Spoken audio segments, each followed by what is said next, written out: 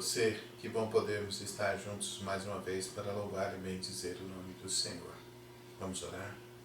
Ó Deus de bondade, misericórdia e graça, nos colocamos diante do Senhor. Pedimos que a sua bondade e a sua misericórdia sejam conosco e nos permitam, Senhor, oferecer ao Senhor um tempo de louvor, um tempo de adoração, um tempo de culto que seja agradável ao Senhor. Oramos no nome de Jesus. Amém. Abra sua Bíblia no livro do profeta Miqueias, capítulo 7, versos 18 a 20. A palavra do Senhor nos diz assim: Quem é semelhante a ti, ó Deus, que perdoas a iniquidade e te esqueces da transgressão do remanescente da tua herança? O Senhor não retém a sua ira para sempre, porque tem prazer na misericórdia. Ele voltará a ter compaixão de nós, pisará aos pés as nossas iniquidades e lançará todos os nossos pecados nas profundezas do mar. Mostrarás a Jacó a fidelidade e a Abraão a misericórdia, as quais juraste aos nossos pais desde os tempos antigos. O profeta Miqueias, nesses versos aqui, nos fala que o Senhor tem prazer na misericórdia. Ele tem prazer em perdoar os nossos pecados e livrar-nos das nossas culpas, lançando os nossos erros, as nossas falhas no mar do esquecimento. Vamos nos colocar diante do Senhor, vamos orar a Ele uma oração de confissão de pecados.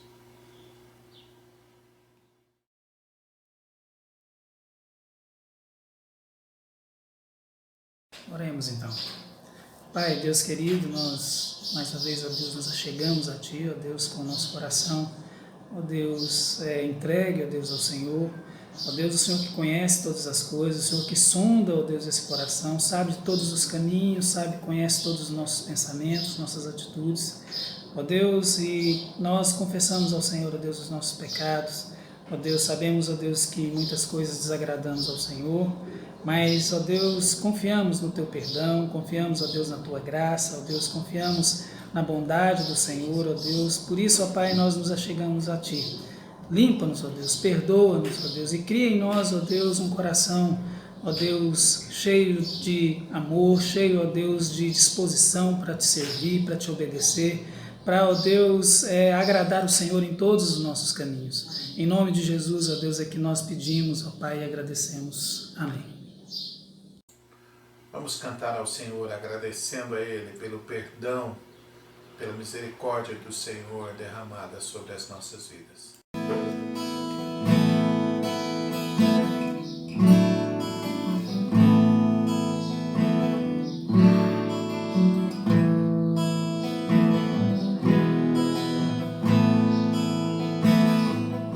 Confesso a Ti, Senhor, que fraco eu sou, tão fraco eu sou, mas forte Tu és.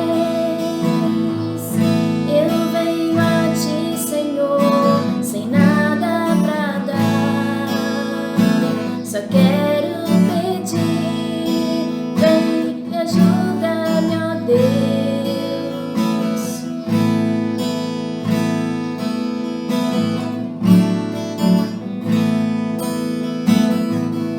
Confesso a Ti, Senhor, que fraco eu sou, tão fraco eu sou, mas forte Tu és.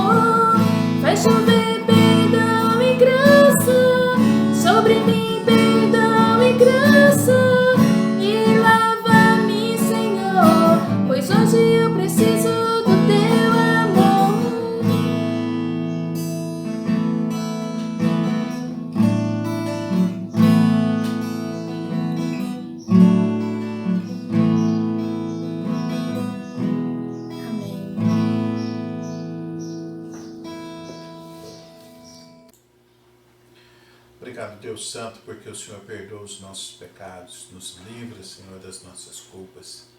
Agradecemos ao Senhor, em nome de Jesus. Amém. Abra sua Bíblia agora no livro do profeta Abacuque. Abacuque, capítulo 3, versos 17 a 19, a palavra do Senhor nos diz: Ainda que a figueira não floresça e nem haja fruto na videira, ainda que a colheita da oliveira decepcione e os campos não produzam mantimento, ainda que as ovelhas desapareçam do aprisco e nos currais não haja mais gado, mesmo assim eu me alegro no Senhor e exulto no Deus da minha salvação. O Senhor Deus é a minha fortaleza. Ele dá aos meus pés a ligeireza das corças e me faz andar nas minhas alturas. Ao mestre de canto para instrumentos de corda. Amém. Esses versículos que nós acabamos de ler, o profeta Abacuque, ele alegra-se em Deus apesar das circunstâncias. Ele coloca uma série de coisas que poderiam acontecer, que normalmente tirariam a alegria de qualquer pessoa. Ele diz que ainda que não haja alimento, ainda que não haja gado, ainda que não haja nada, ele vai se alegrar no Deus da sua salvação.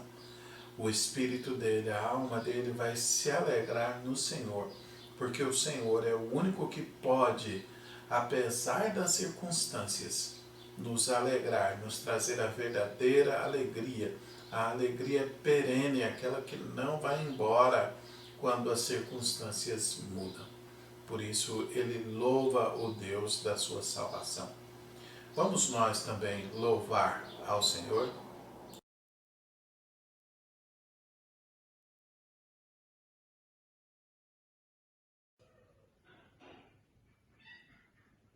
Vamos orar.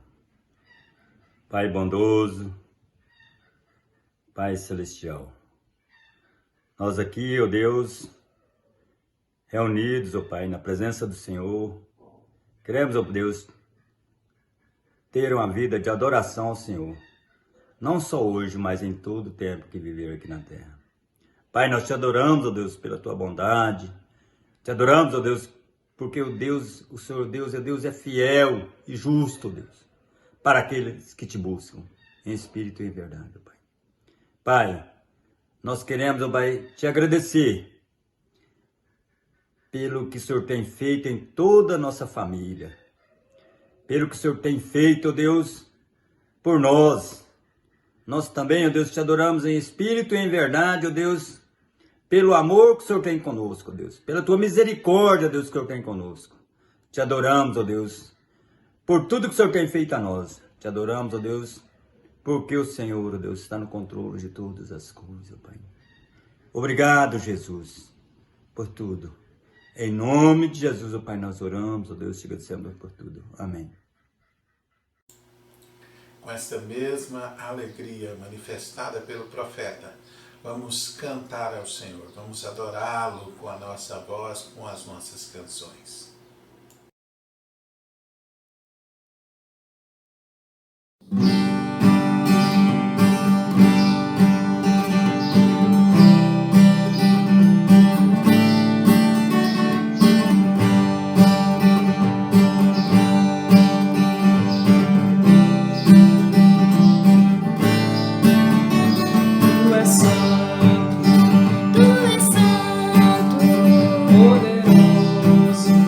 Poderoso, tu és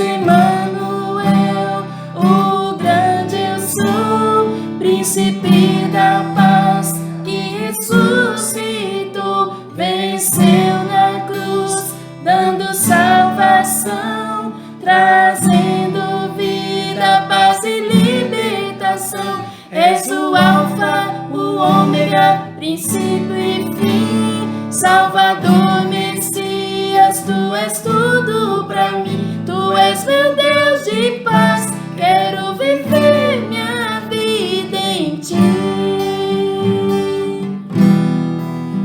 Tu és meu Deus de paz, quero viver minha vida em Ti.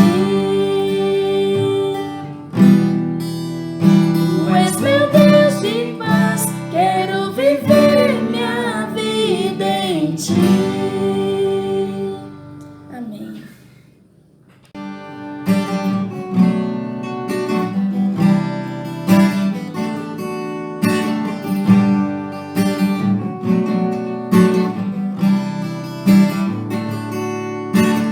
Quem nos separará do amor de Cristo? Será tribulação, angústia ou perseguição, fome ou nudez, perigo ou espada? Quem nos separará do amor de Cristo? Porque eu estou bem certo que nem a morte, nem a vida, nem anjos, nem principados, nem coisas do presente, nem do porvir, nem poderes, nem alturas, nem profundidade, nem qualquer outra criatura poderá nos separar do amor de Deus que está em Jesus Cristo, nosso Senhor, que está em Jesus Cristo.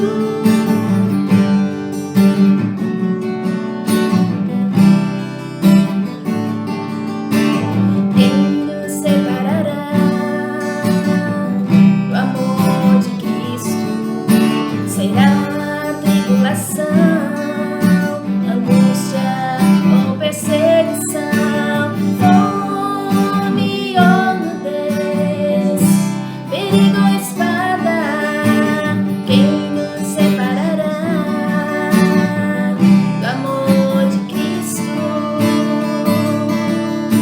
Porque eu estou bem certo que nem a morte, nem a vida, nem anjos, nem principados, nem coisas do presente, nem do porvir, nem poderes, nem alturas, nem profundidade, nem qualquer outra criatura poderá nos separar do amor de Deus que está em Jesus Cristo, nosso Senhor, que está em Jesus Cristo.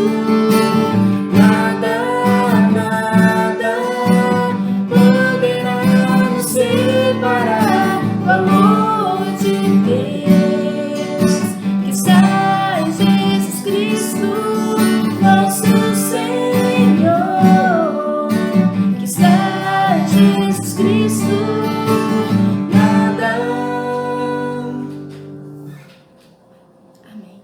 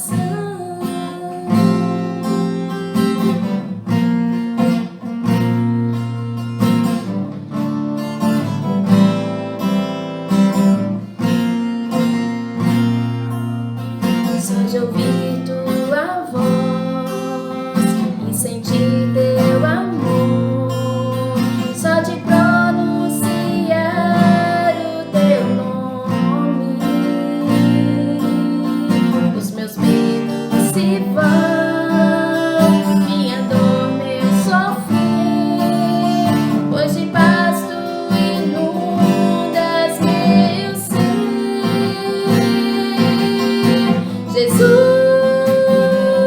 que doce nome, que transforma em alegria o mais triste coração. Jesus, só teu nome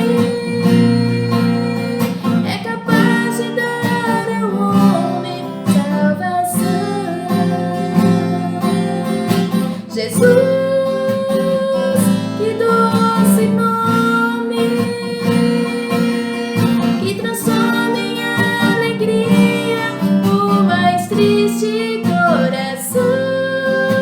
Jesus, só teu nome é capaz de dar ao homem salvação.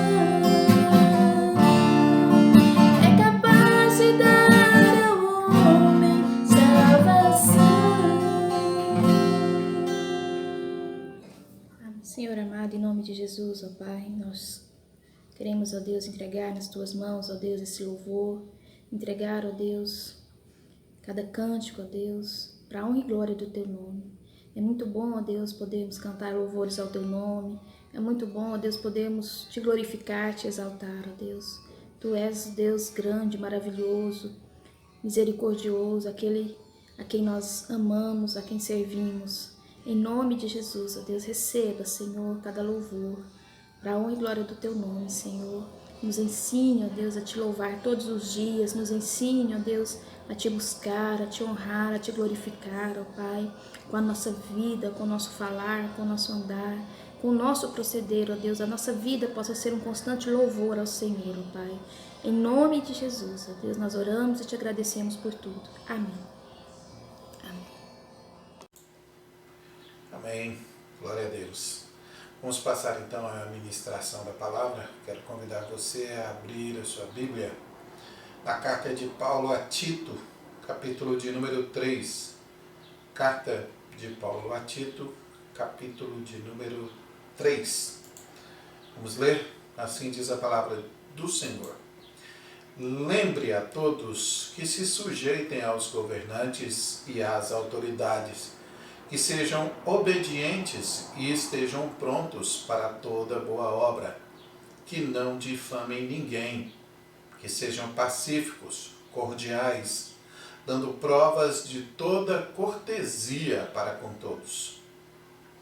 Pois nós também no passado éramos insensatos, desobedientes, desgarrados, escravos de todo tipo de paixões e prazeres, vivendo em maldade e inveja, sendo odiados e odiando uns aos outros.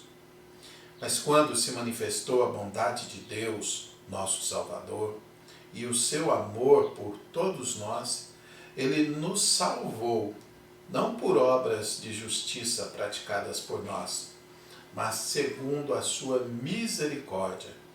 Ele nos salvou mediante o lavar regenerador e renovador do Espírito Santo, que Ele derramou sobre nós ricamente por meio de Jesus Cristo, nosso Salvador, a fim de que, justificados por graça, nos tornemos seus herdeiros, segundo a esperança da vida eterna.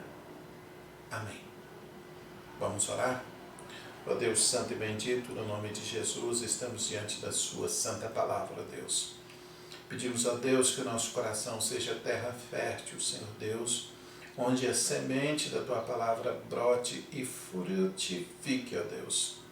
Dá-nos, Senhor, frutos de consolo, frutos, Senhor Deus, de santidade, frutos de alegria no Espírito Santo, ó Deus. Te pedimos no nome de Jesus. Amém. Quanto a mim, Deus meu, que as palavras dos meus lábios e o meditar do meu coração sejam agradáveis na Tua presença, Senhor meu, Redentor meu e rocha minha. Amém. Queridos, esta carta de Paulo a Tito, ela faz, juntamente com as cartas, primeira e segunda carta a Timóteo, de um conjunto chamado de cartas pastorais. nessas cartas, além de instruções a respeito das qualidades que os líderes da igreja deverão possuir, Paulo também apresenta lições práticas de como viver a vida cristã verdadeira. O propósito dessa carta que ele escreve a Tito é revelado logo nos primeiros versículos dela. Veja o que está escrito lá, Tito, capítulo 1, versículo 1. Eu, Paulo, escravo de Deus e apóstolo de Jesus Cristo, escrevo essa carta. Fui enviado para fortalecer a fé daqueles que Deus escolheu e para ensinar-lhes a verdade que mostra como viver uma vida de devoção. Essa verdade lhes dá a esperança da vida eterna, que Deus, aquele que não mente, prometeu antes dos tempos eternos. E agora, no devido tempo, ele revelou essa mensagem que anunciamos a todos. Por ordem de Deus, nosso Salvador, fui encarregado de realizar este trabalho em favor dele. Percebemos então que Paulo aborda aqui o seu propósito, que é o quê? Fortalecer a fé dos cristãos de Creta. Tito está na ilha grega de Creta. Ensinar a verdade que mostra como viver uma vida de devoção. Estes são os propósitos dessa carta. E Paulo aborda no primeiro capítulo questões que dizem respeito à vida congregacional. Ou seja, de uma maneira geral, como a igreja deve se portar, como ela deve escolher os seus líderes e assim por diante. Já no segundo capítulo, ele fala sobre a vida cristã nas relações familiares, como os idosos, os adultos, os jovens, os escravos e homens livres deveriam viver a fé. Ele termina dizendo: ensine essas coisas, Tito, e encoraje os irmãos a praticá-las. Corrija-os com autoridade e não deixe que ignorem aquilo que você diz. Aqui, no capítulo 3, que nós lemos os primeiros versículos, ele fala sobre a vida cristã de forma individual, como a verdade da vida eterna, as verdades do Evangelho impactam a nossa vida, cada um de forma especial. No geral, porém, no individual. Portanto, essa carta ela nos conduz num caminho que vai afunilando. Começa falando sobre igreja, passa por relações familiares e agora fala da nossa relação íntima, individual com Deus. Antes de irmos ao texto e vermos as verdades que ele nos revela, vamos relembrar o caminho que percorremos até hoje dentro desta série cujo tema é restauração e renovo. Na nossa primeira mensagem, visitamos a palavra de Deus em Oséias, capítulo 2, versos 14 a 23. E ali nós aprendemos que o amor do Senhor muitas vezes nos conduz ao deserto para que Ele fale ao nosso coração, para que Ele nos livre dos nossos ídolos e para que tenhamos renovadas as promessas de Sua aliança, que foi plenamente concretizada em Jesus Cristo. Já na segunda mensagem da série, nossa caminhada nos levou até Romanos, capítulo 12, versículos 1 e 2, onde a palavra de Deus nos exorta a renovar a maneira pela qual nós cultuamos a Deus. Ou seja, que nós devemos prestar a Deus um culto racional. Que é isso? Um culto de corpo e de mente. Que devemos também renovar a nossa mente, nos libertando dos moldes do mundo, e devemos renovar a nossa experiência de vida cristã, de vida com Deus, experimentando a sua boa, perfeita e agradável vontade. Prosseguindo a nossa caminhada, a terceira parada foi em Isaías, capítulo 43, versos 18 a 21. Ali aprendemos que Deus nos chama para viver algo novo com Ele, esquecendo das formas, dos formatos antigos que acabam se tornando idolatrias e percorrendo um novo caminho em Cristo. Ele nos chama a fazer parte do novo povo de Deus.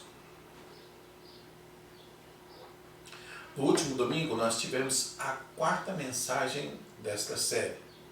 E o texto foi João, capítulo 15, versos 1 a 4. Uma pequena parte da parábola que Jesus conta sobre a videira e os ramos. Aprendemos com Jesus que somos podados pelo Pai, que é o divino agricultor. Ele nos limpa para que nós frutifiquemos mais ainda. E Ele faz isso em nossas vidas, utilizando-se do mais cortante de todos os instrumentos, a palavra viva e eficaz, que é capaz de discernir até mesmo juntas e medulas as intenções do coração humano. Dessa forma, hoje, na quinta e última mensagem desta série, nós vamos ver como viver essa nova vida que Cristo Jesus conquistou para nós. Esta vida que aqueles que acreditam em Jesus como Senhor e Salvador vivem aqui nesta terra, caminhando neste processo que a teologia chama de santificação. Como vimos na introdução, Paulo diz a Tito que foi enviado para fortalecer a fé e para ensinar a verdade que mostra como viver essa vida de devoção, essa vida de santificação. Quando Jesus se torna nosso Senhor e Salvador, nós iniciamos uma nova vida. É importante lembrar que essa nova vida é um novo nascimento. E assim precisamos crescer e desenvolver essa nova vida em Cristo. Nós somos os mesmos, porém não somos mais os mesmos. Como assim? O mesmo corpo, a mesma casa, a mesma família, os mesmos amigos, mas uma nova mente vai sendo formada em nós até que cheguemos à estatura de perfeito ser humano. A Bíblia diz perfeito varão, que é Cristo Jesus, nosso Senhor. Então, a pergunta é, como viver essa nova vida, uma vez que fomos renovados em Cristo? Veja o que a palavra de Deus nos ensina nesses versículos que lemos aqui em Tito. Primeira coisa, primeiro passo, devemos cultivar virtudes. Versículos 1 e 2. Vamos ler novamente. Lembre a todos que se sujeitem aos governantes e às autoridades, que sejam obedientes e estejam prontos para toda boa obra. Que não difamem ninguém, que sejam pacíficos, cordiais, dando provas de toda cortesia para com todos. Particularmente, eu gosto muito dessa expressão cultivar, porque ela traz dentro do seu significado a necessidade de plantar, regar, cuidar, adubar, depois colher, saborear os frutos e então pegar a semente, replantar, cuidar, adubar, regar, colher novamente. Um ciclo que continua, que se perpetua até que nós sejamos recolhidos para a glória eterna e aí sim aperfeiçoados na plenitude de Cristo.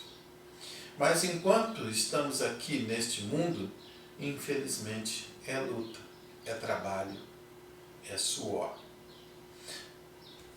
Hendrickson, no seu comentário, diz que, embora os crentes, por terem uma mentalidade celestial, esperem com alegria o dia glorioso do aparecimento daquele que nos comprou com seu próprio sangue, não devem jamais negligenciar os seus deveres aqui na terra.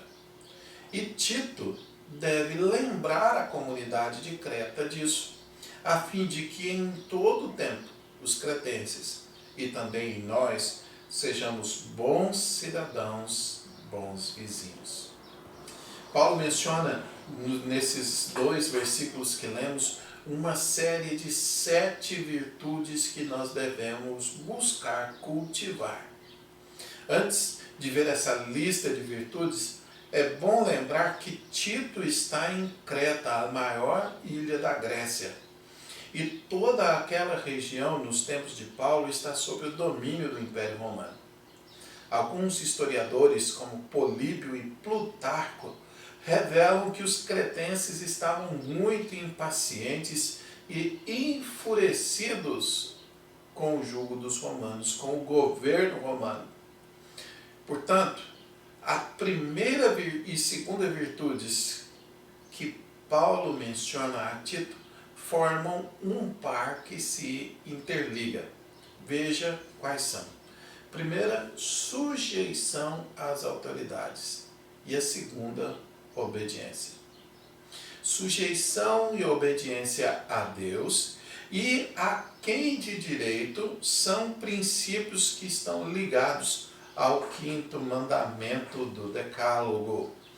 Paulo reflete aqui ensinamentos que ele já registrou na carta a Timóteo e também que ele escreveu aos Romanos. Romanos capítulo 13, verso 6, a palavra do Senhor nos diz: paguem a todos o que lhes é devido. A quem tributo, tributo. A quem imposto, imposto. A quem respeito, respeito. A quem honra, honra. Percebemos aqui o nosso comportamento para com autoridades, sejam elas civis, sejam elas eclesiásticas, sejam elas familiares, em todas as instâncias de autoridade.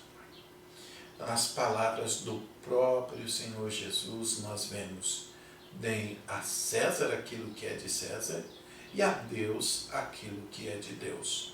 Deem às autoridades aquilo que é das autoridades, deem aos pais aquilo que é dos pais, deem aos ministros da igreja aquilo que é dos ministros da igreja. Deem a Deus aquilo que é de Deus. A seguir, Paulo menciona um conjunto crescente de 5 virtudes. Veja quais são. E estejam prontos para toda boa obra, que não difamem ninguém, que sejam pacíficos, cordiais, dando provas de toda cortesia para com todos. Portanto, as 5 virtudes que ele menciona são: prontos para boas obras, estar de prontidão para socorrer os necessitados, consolar os que choram, animar os desanimados. É nisso que consiste estar pronto para exercer estas boas obras. A próxima virtude é controlar a língua, não difamando ninguém.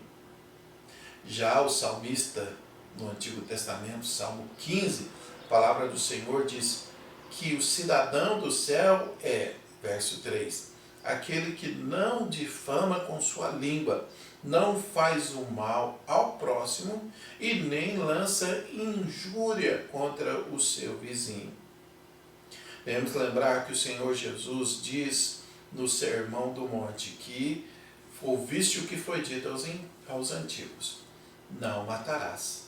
Mas aquele que disser ao seu irmão raca, que quer dizer tolo, sofrerá juízo.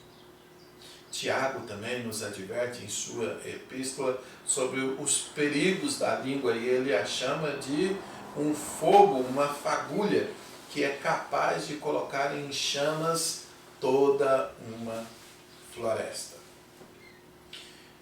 Outra virtude mencionada é que nós devemos controlar o nosso temperamento sendo pacíficos. No Sermão do Monte, o Senhor nos chama a ser pacífico e ele diz que bem-aventurados serão os pacificadores. Mais duas virtudes que se interligam aqui, sexta e sétima virtudes: cordialidade e cortesia.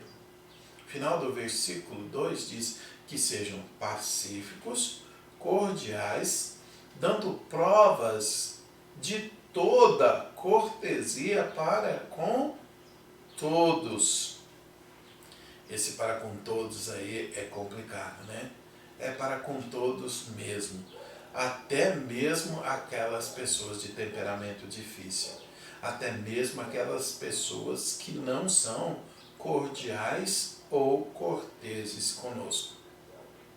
Quando olhamos para a forma geral de agirmos, não parece ser difícil mostrar em alguma medida cortesia e amabilidade para com as pessoas. Não é muito difícil você, em certa medida, ser cordial e cortês com aquelas pessoas que são mais próximas a você. Mas mostrar cordialidade e cortesia para com todos é complicado. Um dos poetas cretenses escreve a respeito do temperamento do povo de Creta e ele diz que os cretenses são mentirosos, brutos, maus e de ventres preguiçosos. É assim que Paulo diz a Tito que deve instruir a todos que sejam com esses que são mentirosos, brutos, maus e de ventres preguiçosos, cordiais e corteses. Uma tarefa que, quando nós olhamos para nós, como é que nós podemos ser cordiais, como é que nós podemos ser pacíficos, como é que nós podemos ser corteses com todas as pessoas sem a especial graça de Deus. Impossível. Mas este é o primeiro passo para viver essa nova vida em Cristo. Cultivar virtudes. Outras, inclusive, além desta lista de 7 virtudes que Paulo nos mostra aqui nos versículos 1 e 2. Se o primeiro passo é cultivar virtudes, qual será o segundo passo? O versículo 3 nos mostra claramente que o segundo passo para viver essa nova vida em Cristo é arrancar vícios. Lembrando que o contrário de virtude é vícios. Às vezes a gente fica numa interpretação muito reduzida da palavra vícios.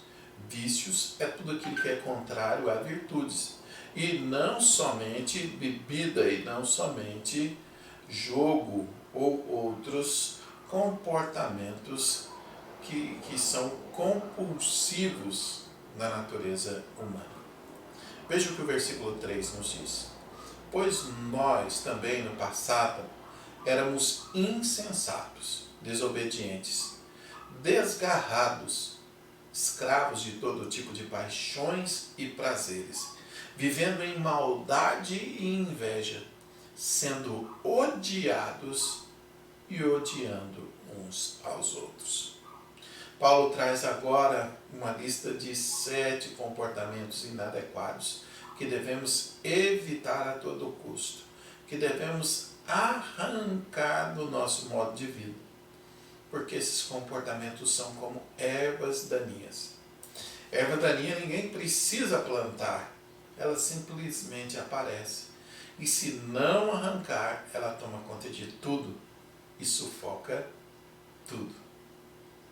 A reflexão sobre a nossa condição anterior torna mais fácil para nós cultivar as virtudes em relação uns aos outros. Veja que Paulo diz, pois nós também no passado, ou seja, ele diz, eu, Paulo, que estou escrevendo essa carta, você, Tito, a quem a carta está endereçada, e mais todos os crentes de Creta, e aliás, todos os crentes em todos os lugares, inclusive eu e você. Há algum tempo fomos escravos do pecado. Vejamos quais são esses vícios, esses comportamentos inadequados que nós precisamos arrancar de nós. A lista prossegue aqui dizendo, o primeiro deles, insensatez. Ser insensato é ser tolo, é ser ignorante. Mas aqui no caso significa além disso, mas ser incapaz de discernir as coisas do Espírito.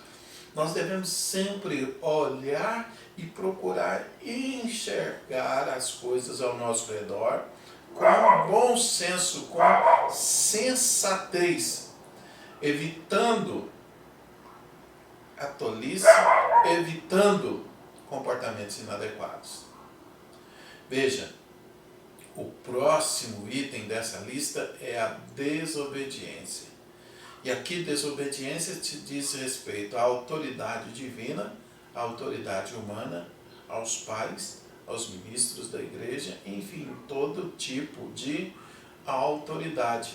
Não dando atenção à voz da consciência e nem, por exemplo, às admoestações dos pais, nem às leis do país e assim por diante.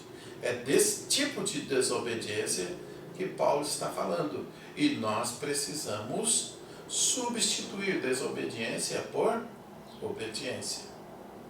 Próximo vício, próximo comportamento inadequado é a desunião. Paulo diz que eles eram desgarrados, ou seja, eram induzidos a andar longe da verdade, vivendo num mundo separado da realidade, imaginando que ser livre é ser licencioso, é ser libertino, é viver conforme lhe dá na telha.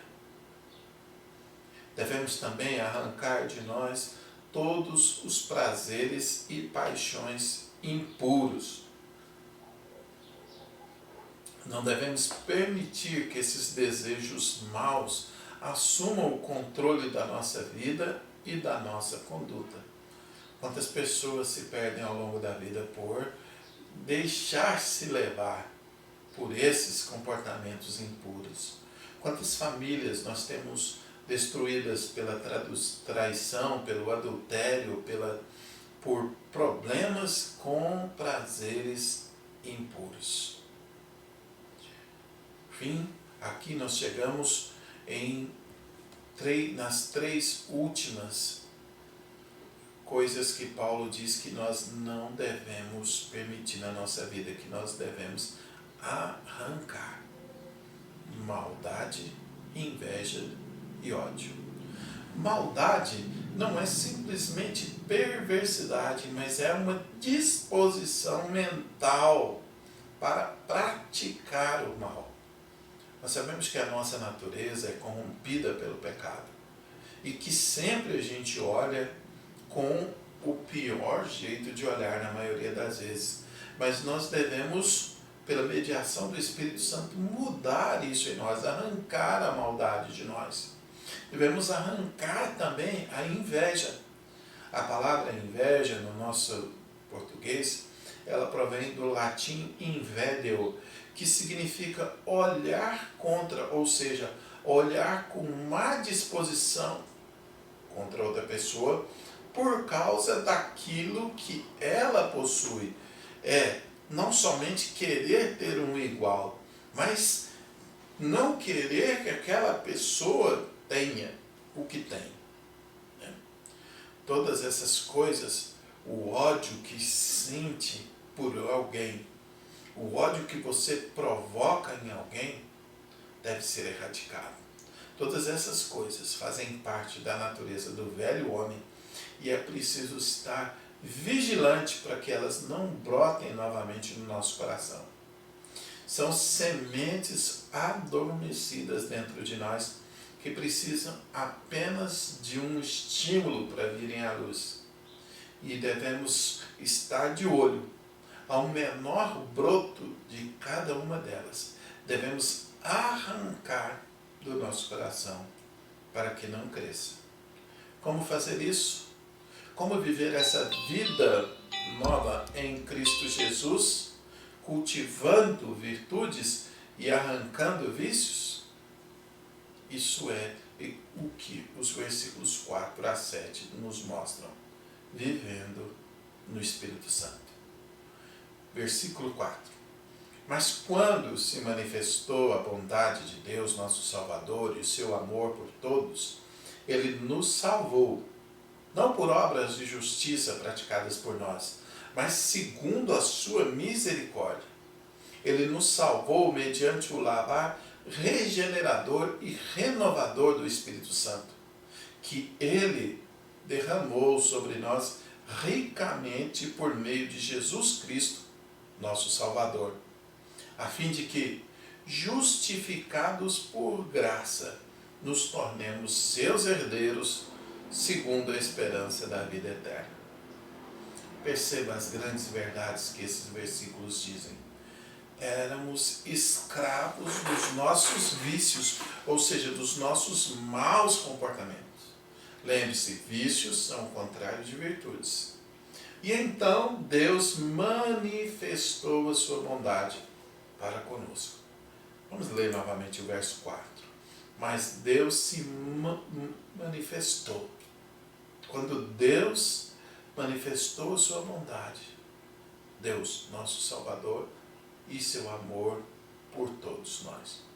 Perceba que o verbo manifestar está no passado. Quando se manifestou a bondade? Quando Deus fez? A pergunta que vem é, quando isso aconteceu?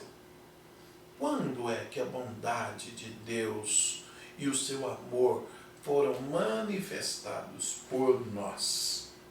A resposta é por toda a história da humanidade. Por toda a história da humanidade, o amor de Deus se manifesta.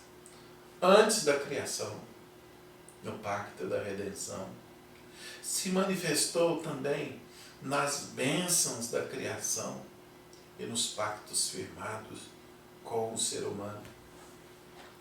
Se manifestou na misericórdia de Deus e nas promessas feitas ainda no Éden, logo após a queda. Se manifestou em toda a história da redenção e se manifesta até hoje, quando Deus convida pecadores para se tornarem seus filhos.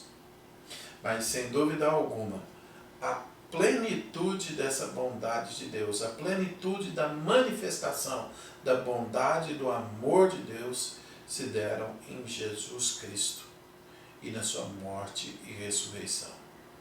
Na cruz do Calvário, morrendo e ressuscitando, Jesus refez a ponte de amizade entre nós e Deus que foi rompida em Adão. Os versículos 5 e 6 dizem que quando Deus manifestou sua bondade, verso 5, Ele nos salvou, não por obras de justiça praticadas por nós, mas segundo a sua misericórdia.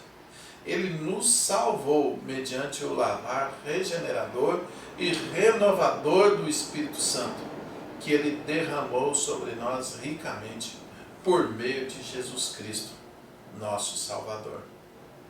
Observe estas grandes verdades da palavra. Ele nos salvou por sua graça e misericórdia, e não por causa de obras de justiça que eu e você tenhamos praticado. Não somos salvos por causa dos nossos lindos olhos azuis, nem de coisas que o Senhor possa necessitar de nós, obras que praticamos. Somos salvos por causa da graça e da misericórdia de Deus. como é que Deus nos salva, como é que Ele agiu, como é que Ele manifestou a sua bondade. Ele nos salvou pelo lavar regenerador e renovador do Espírito Santo. Ele mesmo vem até nós e aplica em nós a sua graça irresistível. É o Espírito Santo de Deus quem nos convence do pecado, da justiça e do juízo. E como foi que Deus fez isso? Ele derramou ricamente. Observe, derramar já é transbordar, já pressupõe algo que seja abundante. Ele derramou ricamente, abundantemente, sua graça sobre nós por meio de Jesus Cristo. Por que é que Deus fez isso? Tudo isso tem um motivo. Tudo isso tem um propósito. E o motivo e o propósito estão revelados no versículo de número 7. A fim de que, justificados por sua graça, nos tornemos seus herdeiros, segundo a esperança da vida eterna. A fim de que, justificados por sua graça, nos tornemos seus filhos. Os filhos são herdeiros, segundo a esperança da graça. E assim, regenerados pelo lavar do Espírito Santo, devemos viver pelo mesmo Espírito que habita em nós. Concluímos dessa forma que a vida nova, ela é uma obra do Espírito e ela nos afeta por inteiro. Afinal de contas, Deus nos salvou e ela é uma mudança radical, porém gradual, de tal modo que quando nós anteriormente nos achávamos dominados pelos 7 vícios mencionados no versículo 3, e agora somos convidados e capacitados para viver as 7 virtudes mencionadas no versículo número 2. Nossa parte nessa história é viver esse processo divino chamado de santificação. O teólogo Wilberkoff, em sua teologia sistemática, diz: santificação é aquela operação graciosa e contínua do Espírito Santo, pela qual ele isenta o pecador justificado da contaminação do pecado e renova toda a sua natureza, moldando-a à imagem de Deus e o capacitando a realizar boas obras. Ou seja, como viver essa vida nova? Cultivando virtudes, arrancando os vícios, vivendo por meio do Espírito Santo. Note que nesses versículos a passagem nos revela que Deus o Pai, Deus o Espírito e Deus Filho são combinados de forma muito bela. Deus maravilhoso não nos dá somente o seu Filho, mas também derrama o seu Espírito Santo sobre nós. Algumas aplicações práticas para nossas vidas. Sabendo de todas essas coisas que aprendemos ao longo desta série, restauração e renovo, que possamos enxergar esse tempo de deserto que estamos passando, esse tempo de pandemia, como um chamado de Deus para falar ao nosso coração. Abre o seu coração ao Senhor e diga: fale comigo, Senhor.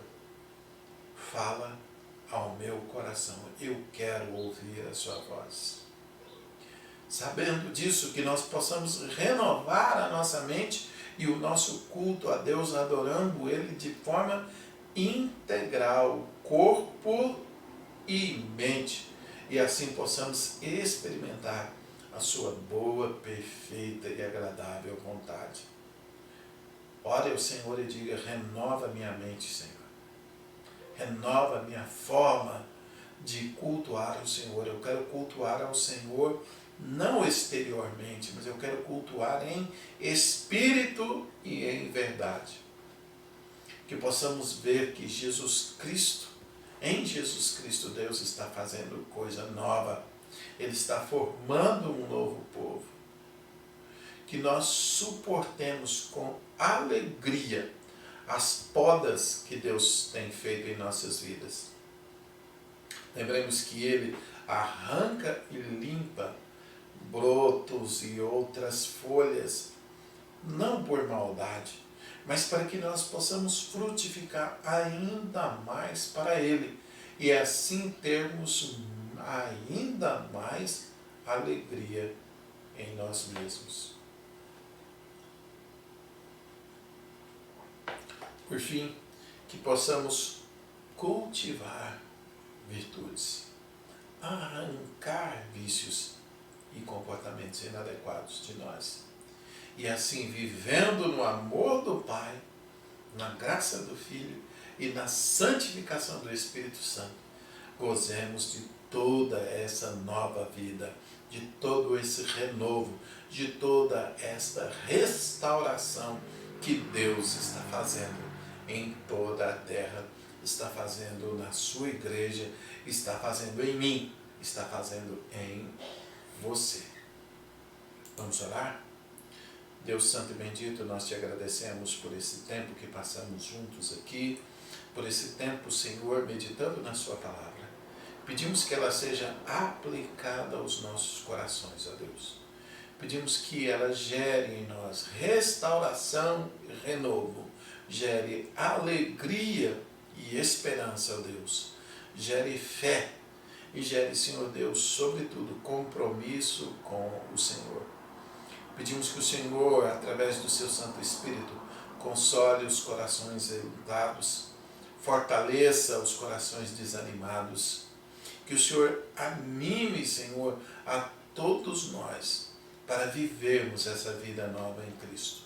Te louvamos e te bendizemos, porque tudo isso é manifestação do amor do Senhor por nós. Quando o seu amor se manifestou em Cristo Jesus, o Senhor reconciliou com o Senhor o mundo, a criação e todas as coisas. Reconcilia-nos, Senhor, todos os dias, perdoa os nossos pecados e nos conduz nesse processo de santificação, para a glória do Senhor e para a nossa alegria. Oramos a Ti em nome de Jesus. Amém e amém. Que bom estarmos juntos mais uma vez. Que bom podermos desfrutar de todas essas bênçãos do Senhor. Que a graça do Senhor Jesus, o amor de Deus, o nosso Pai, as doces e eternas consolações do Espírito Santo sejam sobre você, sobre sua casa, sobre sua família, sobre todo o povo de Deus espalhado pela face da terra, agora e para todos sempre. Amém e graças a Deus. Que você tenha uma semana maravilhosa e que você possa experimentar restauração e renovo vindos da parte de Deus sobre você e sua casa. Um grande abraço, até o nosso próximo encontro. Que o Senhor te abençoe e te guarde.